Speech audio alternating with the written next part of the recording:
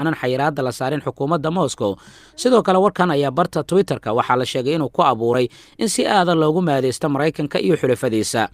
dadka qaar ayaa waxay soo qoreen in Ruushka dagaalka dhanka dhaqaalaha uu kaga guuleystay Maraykanka iyo saaxiibadii.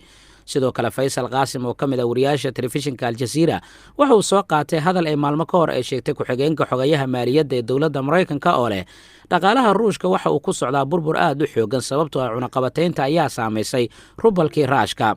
haddaba Faysal oo ku maadeysanaya ayaa qoray sida tan: niman yahow fadlan u sheega ku-xigeenka xogayaha maaliyadda ee Maraykanka in rubelka Ruushka uu sii xoogaystay cunaqabatayn kadib oo si joogto ah u soo hagaagaya marka la eego dhanka doolarka oo doolarkii dhulka uu sii galayo. haddaba waxaa la isweydiinayaa maxaa sababay lacagta dowladda Ruushka in ay sare u kacdo muddo bil gudaheeda.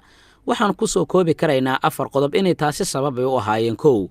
go'aanka madaxweyne Vladimir Putin ee ahaa in shirkadaha ee wadamada dibadda ee doonaya gaaska iyo shidaalka dowladda Ruushka inay ku iibsadaan lacagta dalkiisa oo kaliya. 2. in deymaha dibadda looga leeyahay Ruushka lagu bixiyo lacagta rubalka. 3. isku xirka rubalka iyo dahabka oo ahaa go'aan uu qaatay madaxweyne Vladimir Putin. iyo tan 4 oo ah in heshiisyada iyo qandaraasyada lagu saleeyo lacagta dalkiisa taas oo sar u kac aad u weyn ku abuurtay dhaqaalaha dowladda Ruushka oo la doonaya markii hore in dhulka la geliyo.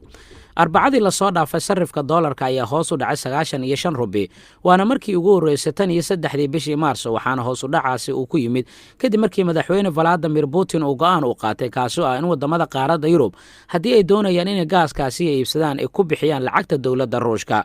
dhanka kale sarkaal sare oo ka tirsan hay'adda lacagta adduunka ee IMF ayaa sheegay in Yurub muddo 6 bilood ay ka maarmi karaysa gaaska dowladda Ruushka balse saamaynta dhaqaale ayaa waxaa laga baqayaa inay noqon karayso mid aad u daran. sidoo kalena agaasimaha laanta IMF u qaabilsan qaaradda Yurub Alfred Kama ayaa ku booriyay wadamada gobolka inay qaadaan tallaabooyin isdaba joog ah oo lagu dhimayo saamaynta ka dhalan karta arrintaas iyo in la yareeyo isticmaalka gaaska si loo dhiso kayd aad u ballaaran.